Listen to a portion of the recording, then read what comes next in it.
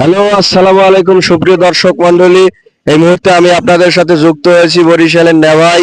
আপনারা আমাকে নেভাই নামে চিনে থাকেন। তবে এই মুহূর্তে আমি যে ব্যক্তির সাথে দাঁড়ানো আছি সে ব্যক্তিকে হয়তো আপনারা আম, দেখবেন না, কারণ সে টেলিভিশনের মানুষ। সে আসলে সোশ্যাল মিডিয়ায় অতটা অ্যাক্টিভ না। সে হচ্ছে আপনার কি নাম যেন ভাই? নাজমুস সাকিব খান, যে সাকিব আল হাসানের ছোট ভাই। তার এলাকা হচ্ছে মাগুরা, সুদূর মাগুরা থেকে আমাদের বরিশালে এসছে বিসিসিএল দেখতে।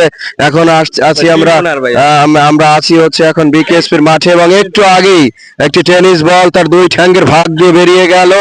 এবং আমরা তার এই যে দেখেন, আপনার ভাগ্যটা কত ভালো। এই মুহূর্তে যদি আপনি আমার সাথে দাঁড়ানো না থাকতেন, বলটি এসে আপনার একদম ভবিষ্যৎ আন্ধার করে দিয়ে চলে যেত।